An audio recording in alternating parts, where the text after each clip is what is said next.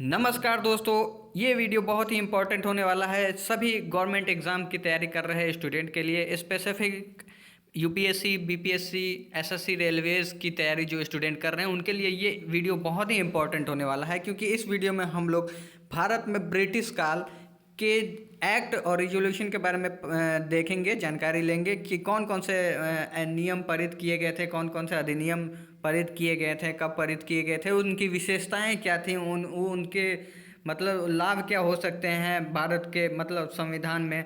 तो सारी चीज़ों को हम लोग एक एक करके डिस्कस करेंगे। अगर आप लोग हमारे चैनल पर नए हैं तो हमारे चैनल को सब्सक्राइब करें, वीडियो को लाइक करें, शेयर करें। धन्यवाद। आइए तो वीडियो स्टार्ट करते हैं। एक ब्रीफ इंट्रोडक्शन देख लेते हैं कि क्या क्या हम लोग कौन कौन से एक्ट के बारे में इस वीडियो में हम लोग जानेंगे। तो सबसे पहला रहेगा 1773 का रेगुलेटिंग एक्ट, उसके बाद 1784 का पिट्स इंडिया एक्ट, उसके बाद 1786 का चार्टर अधिनियम, उसके बाद 1793 का चार्टर अधिनियम या एक्ट, उसके बाद 1813 का चार्टर अधिनियम, उसके बाद 1833 का चार्टर अधिनियम, उसके बाद 1853 का चार्टर अधिनियम, उसके बाद 1858 का भारत शासन अधिनियम। ये बहुत ही इंपॉर्टेंट माना जाता है क्योंकि इसके पहले 1857 की क्रांति हुई थी, उसके बाद ये अधिनियम लाया गया था।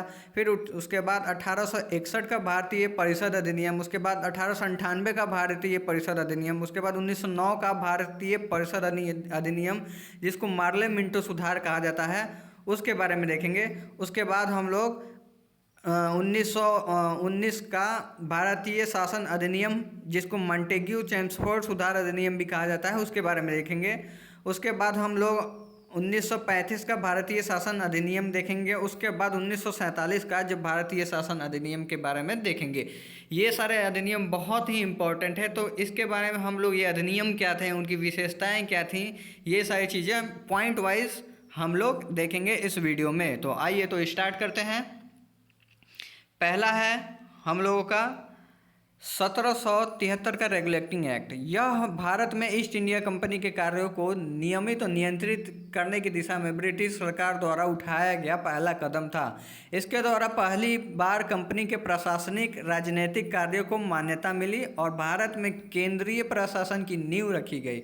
जो सेंट्रल गवर्नमेंट का नींव रखा गया इसी एक्ट के अधिनियम के थ्रू, जो ब्रिटिश सरकार चाहती थी कि मतलब पूरे तरह से हम लोग गवर्न करें ओवर ऑल इंडिया। तो इस एक्ट से उन लोगों को मतलब एक तरह से गवर्नेंस उन्होंने स्थापित किया, सेंट्रल गवर्नेंस। ठीक है, इस एक्ट की विशेषताएं क्या क्या थी वो हम लोग डिस्कस कर लेते हैं। पहली थी कि बंगाल के गवर्नर को बंगाल का गवर्नर जनरल बनाकर मद्रास और मुंबई के गवर्नरों को इसके अधीन कर दिया गया। मतलब कि बंगाल के जो गवर्नर थे उनको बंगाल का गवर्नर जनरल बना के उनके अधीन जो मद्रास और बम्बई के गवर्नर जनरल थे उनको कर दिया गया। ऐसे जो मतलब पहले गवर्नर जनरल थे वो थे लॉर्ड वेरेन थे। ठीक है, फिर 1974 ईस्वी में इसी अधिनियम के तहत उच्चतम न्यायालय की स्थापना की गई, जिसमें मुख्य न्यायाधीश और 3 अन्य न्यायाधीश थे। इसको फिर से जूम करके देख लेते हैं। इस अधिनियम में मतलब के तहत 1974 ईस्वी में उच्चतम न्यायालय की स्थापना की गई, जिसमें मुख्य न्यायाधीश और 3 अन्य न्यायाधीश थे। ब्रिटिश सरकार का कोर्ट ऑफ डायरेक्टरेट्स के माध्यम से कंपनी पर नियंत्रण सख्त हो गया। मतलब ये मतलब कोर्ट की स्थापना करने से कंपनी पे जो नियंत्रण था वो उसको सख्त कर लिया गया। इससे भारत के राजस्व और नागरिक और सैन्य मामलों की जानकारी ब्रिटिश सरकार को देना आवश्यक था। ठीक है, तो अगला एक्ट के बारे में पढ़ते हैं जो है 1784 का Pitt's India act.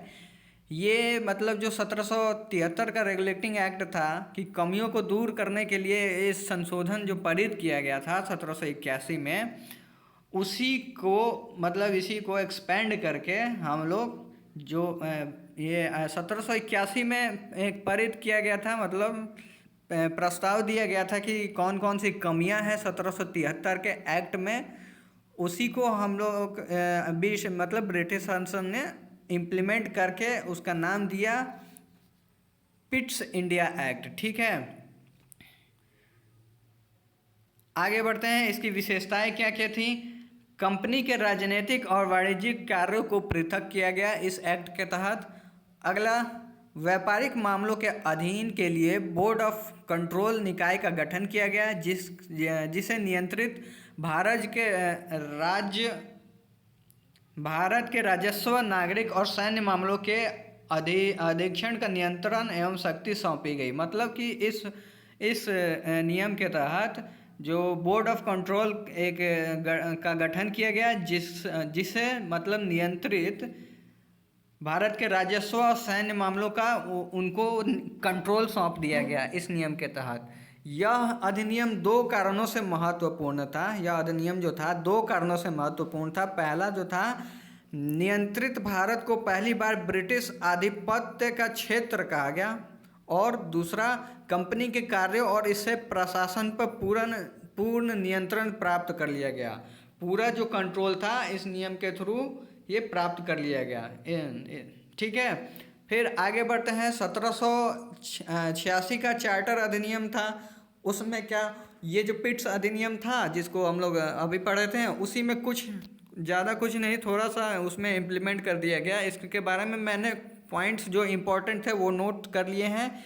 Governor general में ही मुख्य सेनापति की शक्तियां निहित कर दी गई। मतलब कि जो गवर्नर जनरल होता था वो ही जो सेना का जो मुख्य सेनापति था, उसी को दोनों का पावर जो था कंबाइन कर दिया गया कि एक ही आदमी के पास दोनों का पावर रहेगा। ठीक है, इस एक्ट के मतलब अधिनियम के संदर्भ में। ठीक, फिर आगे दूसरा इसमें जो विशेष पॉइंट था वो क्या था कि गवर्नर जनरल विशेष अवस्था में परिषद के निर्णयों को रद्द या लागू भी कर सकता था। कि मतलब जो परिषद है किसी विशेष अवस्था में वो उसके जो निर्णयों को लागू या रद्द कर सकता था, कोई भी निर्णय वो लगा सकता था अपने हिसाब से। ठीक है, फिर अगला एक्ट देखते हैं, 1793 का चार्टर अधिनियम एक्ट। ठीक, इस अधिनियम द्वारा कंपनी के व्यापारिक अधिकारियों को 20 वर्ष के लिए बढ़ा दिया गया था। मतलब कि जो कंपनी का व्यापारिक अधिकार जो जहाँ जिस क्षेत्र में थे उसको 20 वर्ष के लिए बढ़ा दिया गया, एक्सटेंड कर दिया गया। गवर्नर जनरल का बम्बई तथा मद्रास के प्रेसिडेंसियों पर अधिकार स्पष्ट कर दिया गया। ये जो गवर्नर जनरल थे उनका जो मद्रास और बम्बई की जो प्रेसिडेंसियाँ थीं उस पर जो अधिकार था उसको स्पष्ट कर दिया गया। गवर्नर जनरल बंगाल से बाहर जाता था तो उसे अपनी परिषद के असैनिक सदस्यों में से किसी को नियुक्त करना होता था। मतलब कि जब वो बंगाल से, गवर्नर जनरल जो था वो बंगाल में रहता था, जब उसको बंगाल से बाहर जाना होता था तो वो परिषद के जो असैनिक सदस्य थे जो उनको उप प्रधान नियुक्त करना पड़ता था। ठीक है, और उसके बाद ही उनको वहाँ से जाना पड़ता था किसी कारणवश। ठीक, आगे, मुख्य सेनापति को गवर्नर जनरल की परिषद का स्वतः ही सदस्य होने का अधिकार नहीं था।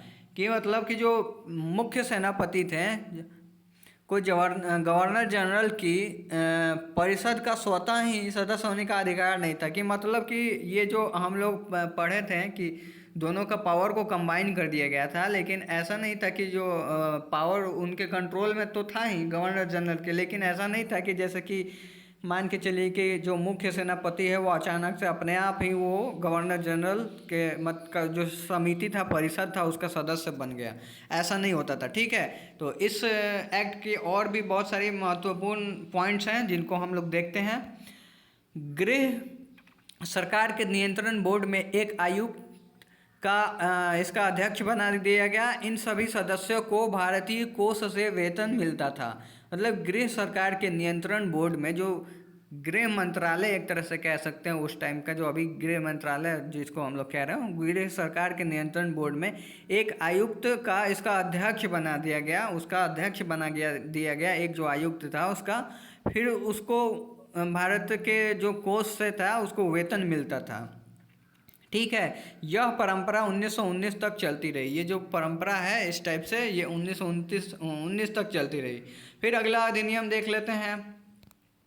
अगला अधिनियम जो था उसके द्वारा कंपनी का भारतीय व्यापार का एकाधिकार समाप्त कर दिया गया, लेकिन चीन के व्यापार तथा चाय के व्यापार का एकाधिकार चलता रहा। या चीनी और चाय के व्यापार का एकाधिकार चलता रहा। ठीक है, कंपनी को 20 वर्ष के लिए भारतीय प्रदेशों का राजस्व पर नियंत्रण का अधिकार दे दिया गया। कि मतलब कंपनी जो है वो 20 वर्ष के लिए जो भारतीय प्रदेश के जितने भी राजस्व हैं, पूंजी हैं, जो भी हैं, जमीन है, इन पे अधिकार का नियंत्रण दे दिया गया था। व्यापारिक तथा राजस्व खातों को अलग अलग रखा जाने लगा। जो व्यापारिक खाते थे उनको अलग रखा जाने लगा, और जो राजस्व का खाते थे जैसे कर और वसूल करके आता था उनको अलग रखा जाने लगा। अगला अधिनियम के बारे में देखते हैं। अगला जो है 1833 का चार्टर अधिनियम। भारत के केंद्रीकरण की दिशा में यह एक निर्णायक कदम था। केंद्रीकरण के दिशा में यह एक निर्णायक कदम था। कैसा था, इसकी विशेषताएं क्या क्या थी, आइए देखते हैं। बंगाल के गवर्नर जनरल को भारत का गवर्नर जनरल बनाया गया, जिसमें सभी नागरिक और सैन्य शक्तियां निहित थी। मद्रास और बम्बई के गवर्नरों को विधायिका संबंधी शक्तियों से वंचित कर दिया गया। ठीक है, तो इसके थ्रू मतलब कि जब संपूर्ण भारत पे इन लोग का कब्जा हो गया तो उसके हिसाब से बंगाल के जो गवर्नर जनरल थे उनको भारत का गवर्नर जनरल बना दिया गया इस अधिनियम के तहत। और जो मतलब मद्रास और बम्बई के गवर्नर थे उनसे जो विधायिका संबंधित शक्तियां थीं उनको छीन ली गई, जो शासन चलाने की जो शक्तियां थीं उनसे छीन ली गई। तो इस टाइप के जो भारत के मतलब पहले गवर्नर जनरल के रूप में देखा जाता है वो थे लॉर्ड विलियम बेटिंग। ठीक है, ये पहले गवर्नर जनरल के रूप में देखा जाता था। इस एक्ट के तहत पहले ये बंगाल के थे, इनको जब मतलब ये एक्ट लगाया गया तो वो पूरे भारत के गवर्नर जनरल बन गए। ठीक है, फिर इसकी विशेषताएं क्या थी वो देखते हैं। इसके अंतर्गत बनाए गए कानूनों को नियमात्मक कहा गया तथा नए कानूनों के तहत बने कानूनों को एक्ट या अधिनियम कहा गया। ठीक, अगला देखते हैं इसका important point. East India company की व्यापारिक गतिविधियों को समाप्त कर इसे एक प्रशासनिक निकाय बनाया गया। मतलब कि ईस्ट इंडिया कंपनी जो थी वो व्यापारिक निकाय के रूप में एक तरह से थी, उसको इसमें पूरी तरह से समाप्त कर दिया गया क्योंकि उस समय तक पूरा कब्जा हो चुका था ईस्ट इंडिया कंपनी का। तो इसको अब प्रशासनिक निकाय बना दिया गया कि यहाँ वो लोग शासन करेंगे, एक तरह से मतलब रूल्स बना दिए गए। ठीक है, आगे बढ़ते हैं। इसने सिविल सेवकों के चयन के लिए खुली प्रतियोगिता का आयोजन करने का प्रयास किया, जिसमें कहा गया कि कंपनी में किसी भी भारतीय को किसी पद, कार्यालय और रोजगार से वंचित नहीं किया जाएगा। लेकिन बोर्ड ऑफ डायरेक्टरेट्स के विरोध के कारण इस प्रावधान को समाप्त कर दिया गया। मतलब कि इस जो एक्ट था इसमें जो सिविल सर्विसेज एग्ज़ाम्स होते हैं प्रतियोगिता का खुला आयोजन शुरू करने का प्रयास किया गया, एक प्रस्ताव रखा गया एक तरह से, जिसमें कहा गया कि भारत के किसी भी मतलब किसी भी भारतीय को कंपनी में कोई भी अगर पद लेना है तो एग्ज़ाम्स के थ्रू वो लोग क्लियर करके ले सकते हैं।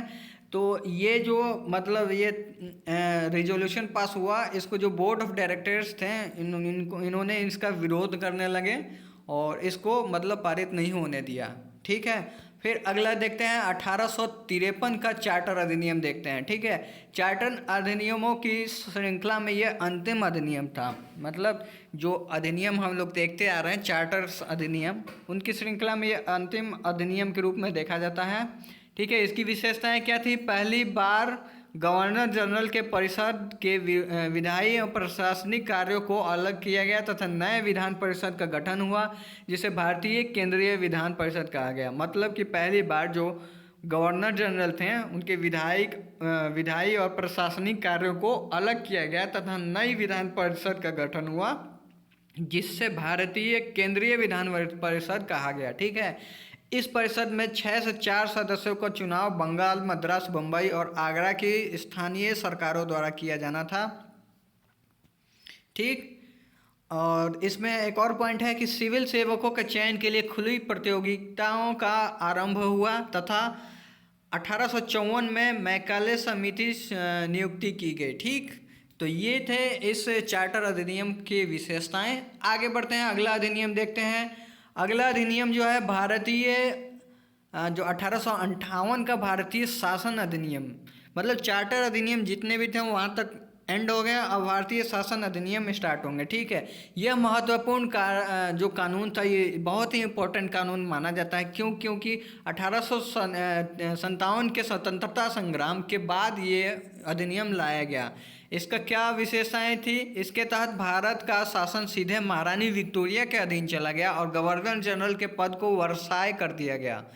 कि अभी तक जो भारत को कंट्रोल करते थे वो गवर्नर जनरल होते थे भारत के, लेकिन अब क्या हुआ इस अधिनियम के बाद कि भारत का जो शासन था वो सीधे महारानी, जो ब्रिटेन की महारानी होती थी, उनके अधीन चला गया, विक्टोरिया के अधीन चला गया। और गवर्नर जनरल का जो पद था उसको गवर्नर जनरल का नाम हटा के वहाँ वर्साय कर दिया गया। ठीक है, तो लॉर्ड कैनिंग जो थे वो भारत के प्रथम वर्साय थे इसके थ्रू। इसने नियंत्रण बोर्ड और निदेशक कोर्ट को समाप्त कर भारत में शासन की द्वैध प्रणाली समाप्त कर दी थी। भारत में शासन की द्वैध प्रणाली जो होती थी उसको समाप्त कर दी थी। राज्य सचिव पद का सृजन हुआ, जो कि ब्रिटिश का कैबिनेट का सदस्य और ब्रिटिश संसद के प्रति उत्तरदायी था। इसकी सहायता के लिए 15 सदस्यीय परिषद का गठन हुआ, जिसका अध्यक्ष भारत सचिव था। इसके तहत ये जो अधिनियम था उसके तहत भारत सचिव का परिषद गठन हुआ, जिसके तहत भारत और इंग्लैंड में मुकदमा करने का अधिकार था। इस पर भी मुकदमा चलाया जा सकता था। ठीक है, मतलब इस पॉइंट का अर्थ ये है कि इस अधिनियम के तहत जो भारत सचिव का जो परिषद का गठन हुआ था, जिसे भारत और इंग्लैंड में मुकदमा चलाने का अधिकार था, जो परिषद का गठन हुआ उसको भारत और इंग्लैंड में वो कहीं भी मुकदमा चला सकता था, उसको अधिकार ये प्राप्त था। ठीक है, अगला अधिनियम देखते हैं 1961 का भारतीय परिषद अधिनियम। इसके द्वारा कानून बनाने की प्रक्रिया में भारतीय प्रतिनिधियों गैर सरकारी को शामिल करने की शुरुआत हुई। लॉर्ड कैनिंग ने वर्साई के राजा, पटियाला के महाराज और सर दिनकर राव को विधान परिषद में मनोनीत किया था। मतलब कि जो 1861 का भारतीय परिषद अधिनियम था, इसमें क्या था कि कानून जो बनाने की प्रक्रिया होती थी उसमें भारतीय प्रतिनिधियों जो कि गैर सरकारी थे को शामिल करने की शुरुआत हुई, जिसमें किनको बुलाया गया? एक तो राजा पटियाला के महाराज और सर दिनकर राव को विधान परिषद में मनोनीत किया गया। इसने मद्रास और मुंबई प्रेसिडेंसी के विधायी शक्तियों को पुनः देकर विकेंद्रीकरण की प्रक्रिया शुरू कर दी। मतलब कि हम लोग एक चार्टर अधिनियम देखे थे, उसमें केंद्रीकरण को मतलब पे फोकस किया गया था। इसमें क्या हुआ कि जो मद्रास और बम्बई की प्रेसिडेंसीज थी उनको उनकी पावर्स को लौटा दी गई और एक तरह से ये विकेंद्रीकरण हुई, केंद्रीकरण का उल्टा। ठीक है, कि सारी जो शक्तियां हैं वो एक ही केंद्र के पास ना रह के वो मतलब कि अलग अलग प्रेसिडेंसियों के पास रहे। ठीक है, बंगाल और उत्तर पश्चिम सीमा प्रांत और पंजाब में क्रमशः 1862, 1866 और 1897 में विधान परिषदों का गठन हुआ था इस अधिनियम के तहत। ठीक है, इसने लॉर्ड कैनिंग द्वारा 1859 में प्रारंभ की गई पोर्टफोलियो प्रणाली को मान्यता दी। जो लॉर्ड कैनिंग थे, वर्साय, भारत के प्रथम वर्साय थे, उनके थ्रू जो 1859 ईस्वी में पोर्टफोलियो प्रणाली थी उनको मान्यता प्राप्त दी गई। इसने वर्साय को आपातकाल में बिना काउंसिल की संतुष्टि के आदेश जारी करने के लिए अधिकृत किया, जिसकी अवधि 6 माह होती थी। मतलब कि आपातकाल की जो स्थिति होती थी उस समय जो वर्साय थे उनके पास पावर था कि बिना काउंसिल की किसी भी मतलब बैठक के चाहे किसी भी उस चीज़ के वो कोई भी अध्यादेश जारी कर सकते थे। वर्साय के पास ये पावर हो गया था। फिर अगला देखते हैं, अगला अधिनियम कौन सा था? 1898 का भारतीय परिषद अधिनियम था। ये जो अधिनियम था इसे विधान परिषदों में गैर सरकारी सदस्यों की संख्या बढ़ा दी। मतलब विधान परिषद थे उसमें गैर सरकारी सदस्य जो थे उनकी संख्या को बढ़ा दी गई थी इस अधिनियम के तहत। इसने विधान परिषद के कार्यों में वृद्धि कर उन्हें बजटों पर बहस और कार्यपालिका के प्रश्न उत्तर देने के लिए अधिकृत किया गया। मतलब कि जो विधान परिषद में कार्य सदस्य थे उनके सदस्यों में एक तो पहली नंबर बात की वृद्धि हो गई और उसके बाद उनको डिस्कशन डिबेट करने का मौका मिला कि वृद्धि कर उन्होंने बजट पे और कार्यपालिका के प्रश्नों का उत्तर देने के लिए वो अधिकृत किया गया। ठीक है, इसमें केंद्रीय विधान परिषद और बंगाल चैम्बर्स ऑफ कॉमर्स में गैर सरकारी सदस्यों के नामांकन के लिए वर्साई की शक्तियों का भी प्रावधान किया गया। ठीक है, तो ये था 1898 का भारतीय परिषद अधिनियम। अगला अधिनियम देखते हैं, ये बहुत ही इंपॉर्टेंट अधिनियम है, आप लोग बने रहिए। जो चीज़ नहीं समझ में आ रहा आप लोग कमेंट में पूछ सकते हैं कि क्या आप लोग को समझ में नहीं आ रहा, उसको मैं आप लोगों के लिए अलग से वीडियो उस टॉपिक पे बना के मैं आप लोगों को बता सकता हूँ। ठीक है, अगला अधिनियम है 1909 का भारतीय परिषद अधिनियम, जिसको मार्ले मिंटो सुधार अधिनियम भी कहा जाता है। तो इस मतलब अधिनियम के हिसाब से गैर सरकारी सदस्यों की संख्या 16 से 60 हो गई थी, लेकिन प्रांतीय विधान परिषद में इनकी सदस्यता समान नहीं थी। ठीक है, पहली बार किसी भारतीय को वर्साई और कार्य परिषद के साथ एसोसिएशन बनाने का प्रावधान किया गया। ये जो मार्लो मिंटो सुधार अधिनियम था, जिसको 1909 का भारतीय परिषद अधिनियम भी कहा जाता है, उसके हिसाब से पहली बार किसी भारतीय को वर्साई और कार्य परिषद के साथ एसोसिएशन बनाने का प्रावधान किया गया। प्रसाद सिंह वर्साई की कार्यपालिका के प्रथम भारतीय सदस्य बने। ठीक है, आगे बढ़ते हैं। इसमें मुस्लिमों के सांप्रदायिक प्रतिनिधित्व का प्रावधान था। ठीक, इसमें जो मुस्लिम थे उनके सांप्रदायिक प्रतिनिधित्व का भी प्रावधान था। इसने presidency corporation, chambers of commerce, विश्वविद्यालय और जमींदारों के लिए अलग अलग प्रतिनिधित्व का प्रावधान भी दिया। ठीक है, इस अधिनियम के तहत। फिर अगला अधिनियम है जो 1919 का भारत शासन अधिनियम है, जिसको मॉन्टेग्यू चेम्सफोर्ड सुधार भी कहते हैं, अधिनियम के रूप में भी जाना जाता है। उसको देखते हैं। इसमें क्या था कि क्रमिक रूप से 1909 में भारत शासन अधिनियम बनाया गया, जो कि 1921 में लागू हुआ था। 1919 में भारत शासन अधिनियम बनाया गया, जो कि 1921 में लागू हुआ। इसकी विशेषताएं क्या थी? केंद्रीय और प्रांतीय विषयों की सूची की पहचान की गई और उन्हें पृथक करके राज्यों पर केंद्रीय नियंत्रण किया गया। ठीक है मतलब जो केंद्रीय नियंत्रण था राज्यों पर, उनको कम से कम किया गया। ठीक है, कम किया गया इस अधिनियम के तहत। प्रांतीय विषयों को दो भागों में हस्तांतरित एवं आरक्षित विभक्त किया गया। दो भागों में जो प्रांतीय विषय थे उनको दो भागों में विभक्त किया गया। हस्तांतरित विषयों पर गवर्नर का शासन था तथा आरक्षित विषयों पर गवर्नर कार्यपालिका परिषद की सहायता लेता था। शासन की इस दोहरी व्यवस्था को द्वैध प्रशासन व्यवस्था कहा जाने लगा, जो काफ़ी हद तक असफल रहा।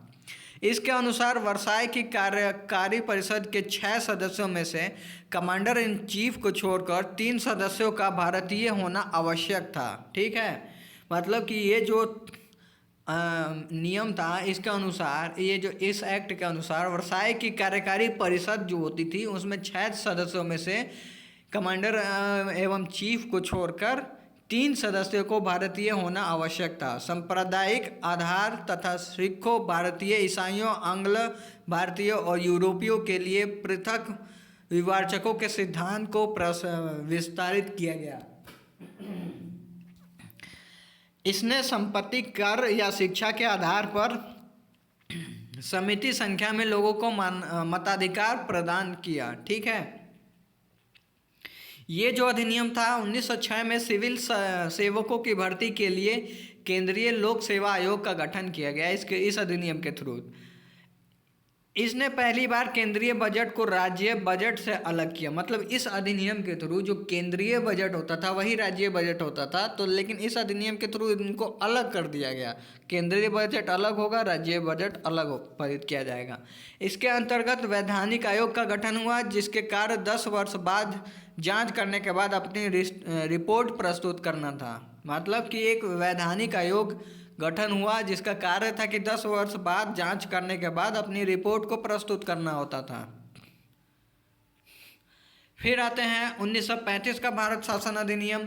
यह एक लंबा और विस्तृत दस्तावेज था जिसमें 324 धाराएं और 10 अनुसूचियां थी। ये सबसे ज़्यादा लंबा जो एक दस्तावेज था जो बहुत ही चीज़ों को इसमें चेंज किया गया, बहुत ही चीज़ों को इसमें नई चीज़ों को ऐड किया गया। इसमें था कि अखिल भारतीय संघ की स्थापना की गई, जिसमें राज्य रियायतों की एक इकाई की तरह माना गया। इसने केंद्र इकाइयों के बीच 3 सूचियों, संघीय सूची जिसमें 59 विषय थे, राज्यीय सूची जिसमें 54 विषय थे, और सामर्थ्य सूची दोनों के लिए 36 विषय के आधार पर शक्तियों को बंटवारा किया गया।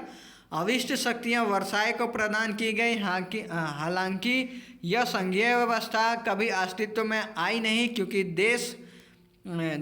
देसी रियासतों ने इसमें शामिल होने से इनकार कर दिया था। जो देसी रियासतों थे उन्होंने इसमें शामिल होने से इनकार कर दिया था। रसने प्रांतों में द्वैध शासन की व्यवस्था को समाप्त कर दिया गया तथा प्रांतीय स्वायत्तता को शुभारंभ किया गया। ठीक है, इसमें जो द्वैध प्रशासन प्रणाली थी उसको समाप्त कर दिया था। इसने केंद्र में द्वैध शासन प्रणाली का शुभारंभ किया, जिससे संघीय विषयों के स्थानांतरित और आरक्षीय विषयों का विभक्त करना पड़ा। हालांकि यह जो प्रावधान था कभी लागू नहीं हुआ। इसने 11 राज्यों में से 6 में द्विसदनीय व्यवस्था की प्रारंभ की, जिसने दलित महिलाओं और मजदूर वर्ग के लिए अलग से, जो दलित महिलाओं और मजदूर वर्ग थे उनके लिए अलग से निर्वाचन व्यवस्था की, सांप्रदायिक प्रतिनिधित्व व्यवस्था का विस्तार किया था। इसने भारत शासन अधिनियम 1858 द्वारा स्थापित भारत परिषद अधिनियम समाप्त कर दिया। भारत सचिव को इंग्लैंड में सहकारों की टीम मिल गई। ठीक है, इससे लगभग 10% जनसंख्या का मताधिकार मिल गया। देश की मुद्रा तथा और साख पर नियंत्रण के लिए भारतीय रिजर्व बैंक की स्थापना की गई। इसने संघीय सेवा आयोग, प्रांतीय सेवा आयोग और 2 या अधिक राज्यों के लिए संयुक्त सेवा आयोग की स्थापना भी की तथा 1937 में संघीय न्यायालय की स्थापना की। अगला पढ़ते हैं, जो सबसे अंतिम एक तरह से ब्रिटिश इंडिया अधिनियम था, 1947 अधिनियम। उसके बाद भारत आज़ाद हो गया था। इस अधिनियम में क्या क्या था? इस अधिनियम में मेन फोकस था कि भारत को आज़ाद करने के समय क्या क्या प्रावधान चेंज किए गए थे शासन में। वो था 20 फरवरी 1947 को ब्रिटिश प्रधानमंत्री क्लीमेंट एटली ने घोषणा की कि 30 जून 1947 को भारत में ब्रिटिश शासन समाप्त हो जाएगा। माफ़ कीजिएगा, फिर से ये थोड़ा, हाँ, ब्रिटिश शासन समाप्त हो जाएगा। इस घोषणा पर मुस्लिम लीग ने आंदोलन किया और भारत की विभाजन की बात कही। मतलब कि जो भारत का आज़ाद होना था वो 30 जून 1947 को होना था, लेकिन मुस्लिम लीग था, उन्होंने आंदोलन चालू कर दिया और भारत की विभाजन की बात करने लगे और मांग करने लगे। 3 जून 1947 को ब्रिटिश सरकार ने फिर स्पष्ट किया कि 1946 में गठित संविधान सभा द्वारा बनाए गए संविधान उन सभी क्षेत्रों में लागू नहीं होगा जो इसे स्वीकार नहीं करेंगे। मतलब कि जो 1946 में गठित संविधान था उसको मतलब कि जो क्षेत्र स्वीकार नहीं करना चाहते हैं वो लोग स्वीकार नहीं कर सकते हैं, ये मतलब प्रावधान इसमें लाया गया।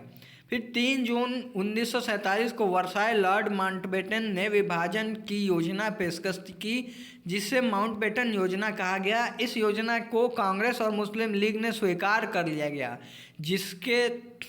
जिसका जो नतीजा हम लोग देख रहे हैं कि भारत और पाकिस्तान अलग अलग बन गए। ठीक है, मुस्लिम लीग और कांग्रेस ने इसको स्वीकार कर लिया। ठीक है, इसमें प्रस्ताव पारित किया गया था कि किस तरह से विभाजन किया जाएगा। ठीक है, ये अभी मैं इस पे बहुत ज़्यादा डिटेल में बात नहीं कर रहा हूँ इस प्रस्ताव पे कि किस तरह से विभाजन को प्रस्तुत किया गया था इस प्रस्ताव में, लेकिन मैं इसको एक अलग से वीडियो को बनाऊंगा इस टॉपिक पे।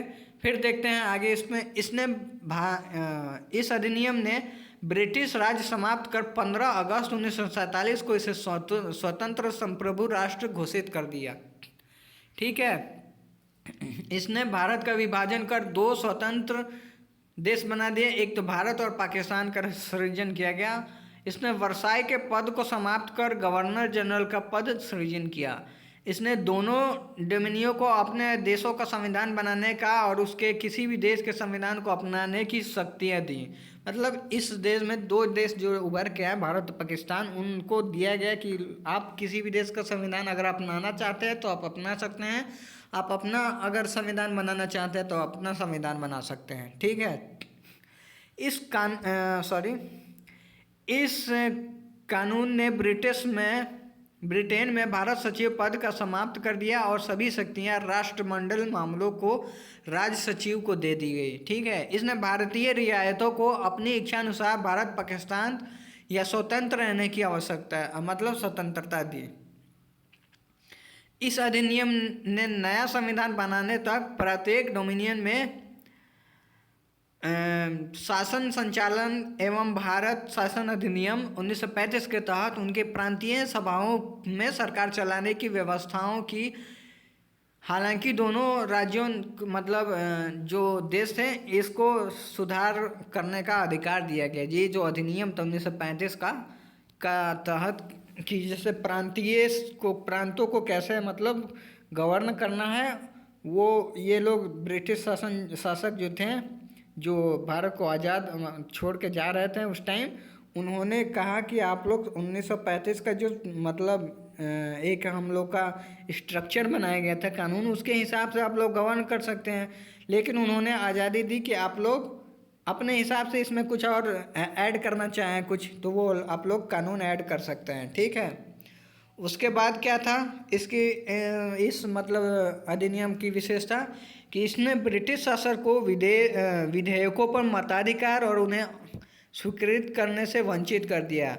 लेकिन ब्रिटिश शासन के नाम पर गवर्नर जनरल को किसी भी विधेयक को स्वीकार करने का अधिकार प्राप्त था।